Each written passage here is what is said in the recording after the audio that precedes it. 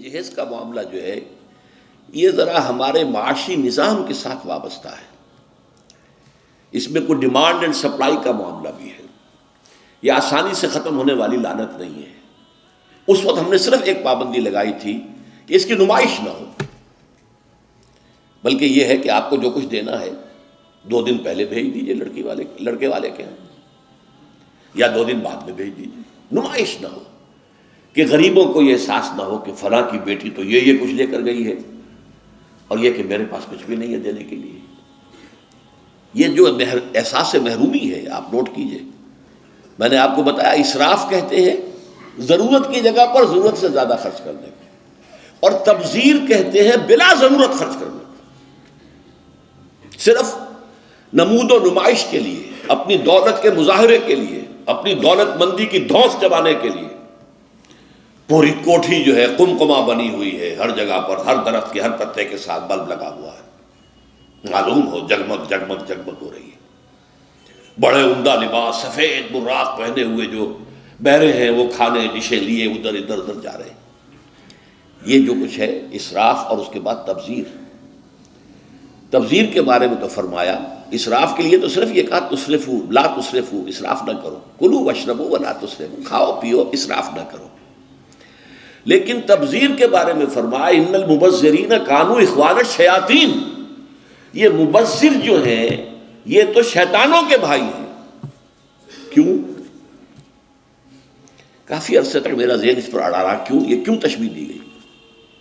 پھر بات کھلی سورہ مائدہ میں جا کر شراب کی حرمت کے ضمن میں الفاظ آئے انما یرید الشیطان ان یوقع بینکم العداوۃ والبغضاء فی الخمر والمیسر. یہ شیطان یہ چاہتا ہے مسلمانوں کہ تمہارے اندر آپس میں بغض اور دشمنی پیدا کر دے شراب کے ذریعے اور جوئے کے ذریعے. شیطان چاہتا یہی ہے. اس شیطان کا حربہ لوگوں کے دلوں کو پھاڑ دینا، کلاس کانشسنس پیدا کر دینا، محرومین اور مترفین کے علیحدہ طبقے ہو جائیں اور پھر لڑیں گے ٹکرائیں گے پھر وہ. اور یہی کام اس میں ہے. جس گھر میں لڑکی کی شادی پر اس طریقے سے پیسہ جو ہے بہایا جا رہا ہے پانی کی طرح، وہاں کوئی شوفر بھی ہے، ان کا ڈرائیور، کوئی پہرے دار بھی ہے، کوئی خانسامہ بھی ہے. اس کی بیٹی بیٹھی ہوئی ہے، بوڑھی ہو رہی ہے، وہ ہاتھ پیلے نہیں کر سکتا. اس کے دل کے جذبات کیا ہوں گے اس وقت؟ کیا یہ اور میں بھائی ہیں آپس میں؟ انما المؤمنون اخوۃ. یہ واز کہنے کی بات ہے، یہ سب ڈھکوسلے ہیں. انما المؤمنون اخوۃ، یہ ہم بھائی ہیں. میری بیٹی بوڑھی ہو رہی ہے، ہاتھ پیلے نہیں کر سکتا، اور ان کے ہاں دولت جو ہے وہ پانی کی طرح بہ رہی ہے. یہ دل پھٹ گئے کہ نہیں؟ یہ طبقاتی شعور ابھرا کہ نہیں؟ ان یوقع بینکم العداوۃ والبغضاء فی الخمر والمیسر. عداوت اور بغض اور دشمنی پیدا کرنے کے لیے. بہرحال 5ویں چیز میں عرض کر رہا تھا جہیز. اس زمن میں چونکہ ایک بہت بڑا مغالطہ ہمارے ہاں لوگوں نے پیدا کر دیا ہے، حضرت فاطمہ رضی اللہ تعالی عنہا کے جہیز کا ذکر کر کے. اسلام میں قطعاً کسی جہیز کا کوئی تصور نہیں. جو میں کہہ چکا ہوں فلسفہ یہ ہے لڑکی والے پر کوئی 1 پیسے کا بوجھ نہیں آنا چاہیے. حضرت فاطمہ کے جہیز کا معاملہ کیا تھا کہ ان کی شادی اس اعتبار سے یونیک تھی کہ لڑکی کے والد حضور اور لڑکے کے ولی حضور. حضرت علی کا اور کون تھا وہاں؟ اب حضور نے پوچھا علی تمہارے پاس کچھ ہے مہر دینے کو؟ مہر تو دینا ہوگا نا، مہر تو لازم ہے. انہوں نے صاف ہاتھ چھاڑ دیے اپنے کہ میرے پاس تو کچھ بھی نہیں ہے. وہ تو فقراء صحابہ میں سے تھے، جیسا کہ میں نے آپ کو بتایا ابھی. ان کے پاس تو کوئی گھر بھی نہیں تھا. حجرہ بھی ایک انصاری صحابی نے انہیں دیا ہے کہ یہاں آپ اپنی بیوی کو رخصت کرا کے لے آئیں. کہا میرے پاس تو کچھ نہیں. فرمایا تمہارے پاس ایک زرہ ہوتی تھی؟ کہ جی ہاں زرہ تو ہے. انہوں نے کہا اصل میں سمجھا کہ زرہ تو ایک ہتھیار ہے، جہاد کے لیے ہے، وہ کوئی دولت تو نہیں ہے. آپ نے فرمایا جاؤ اسے بیچو. یا گروی رکھو قرض لے کے آؤ، لیکن مہر تو دینا۔ وہ گئے اپنی زرہ لے کر بازار میں آواز لگائی، حضرت عثمان نے خرید لیا 30 دینار یا درہم جو بھی ہے، اس میں رقم کا میں یقین سے نہیں کہہ سکتا، اور بعد میں پھر واپس کر دی۔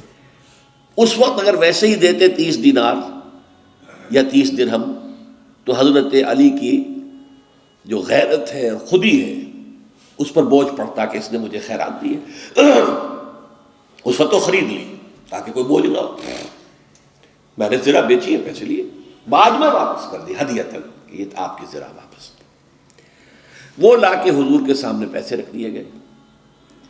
حضور نے کچھ تو گھر کے اندر بھجوائے کہ فاطمہ کے لیے کوئی خوشبو، کوئی تیاری، کوئی اچھے کپڑے کو بنائے، اور باقی سے وہ سامان بنا دیا۔ ایک گدا جس میں کھجور کی چھال بھری ہوئی تھی، 2 تکیے کھجور کی چھال کے، ایک مشکیزہ پانی لانے کے لیے کنویں سے، ایک چکی جو یا گندم جو بھی ہوگی پیسنی ہوگی، 1-2 معمولی سے برتن، بس یہ ہے جہیز۔ اور یہ حضرت علی نے جو مہر کی رقم پیش کی تھی اس میں سے حضور نے بنا کر دیا۔ وہ رقم جو ہے حضرت فاطمہ کا حق تھا نا، مہر تو لڑکی کا حق ہے، اسی کے گھر کا سامان بنا دیا۔ اپنے پاس سے حضور نے 1 پیسے کی کوئی شے نہیں لی۔ اس کے لیے یہ بھی دلیل نوٹ کر لیجئے کہ حضور کی اور بھی تو بیٹیوں کی شادی ہوئی کہ نہیں۔ حضرت عثمان کے گھر میں 2 بیٹیاں گئی ہیں حضور کی۔ پہلی بیٹی تو خیر مکے میں گئی تھی، ابھی شاید وحی کا آغاز بھی نہ ہوا ہو، میں یقین سے تو نہیں کہہ سکتا، ہو سکتا ہے کہ حضور کی نبوت کے ظہور سے پہلے شادی ہوئی ہو سکتا ہے، ممکن ہے، لیکن ایک شادی تو مدینے میں ہوئی ہے، اور حضرت عثمان کا گھر بھرا ہوا، ہر شے کا سامان موجود ہے، سامان جگہ موجود ہے، کسی جہیز کا کوئی تذکرہ ملتا ہے؟ تو یہ جہیز نہیں تھا، یہ خالص ہندوانہ تصور ہے۔ اور اس کی وجہ کیا ہے؟ وجہ یہ ہے کہ ہندوؤں میں لڑکی جو ہے، بیٹی جو ہے، وہ وارث نہیں ہے، اسے وراثت میں کوئی حصہ نہیں ملتا، لہذا جب اسے گھر سے رخصت کر رہے تو وہ دان دہیج، یعنی یہ ایک خیرات ہے جو دے رہے ہیں، لڑکی کا حق کوئی نہیں ہے۔ بلکہ راجپوتوں وغیرہ میں تو ہندوؤں کے اندر آپ کو معلوم ہونا چاہیے، لڑکا بھی صرف بڑا لڑکا وارث ہوتا تھا تاکہ زمین کے ٹکڑے نہ ہوں۔ 10 مربع ہیں تو 10 مربع ہی جائیں گے، چھوٹے بھائی بھی اس کے کمی کاری ہوتے تھے، بس ان کا کوئی حق نہیں۔ یہ اس اپنی فیوڈلزم کو برقرار رکھنے کے لیے، ورنہ 10-12 بچے ہو گئے، تقسیم ہو گیا تو فیوڈلزم تو ختم ہوا۔ پھر ہندوؤں کے ہاں تو یہاں تھا کہ لڑکی کا تو اس کو سوال ہی پیدا نہیں ہوتا کہ اس کا کوئی حق ہو، تو اسلام نے حق دیا ہے، لیکن یہ ہے کہ اس کا حق ہے، باپ فوت ہوگا اس کی وراثت میں سے حصہ اسے ملے گا، مما قل منہ او کثر، چاہے زیادہ ہو چاہے کم ہو، فریضۃ من اللہ، اللہ کی طرف سے فرض ہے، یہ لازم ہے۔ ماں فوت ہوگی، ماں کے آگے کوئی ہے، وراثت ہے، اس میں سے بیٹوں کو بھی، بیٹی کو بھی حصہ ملے گا۔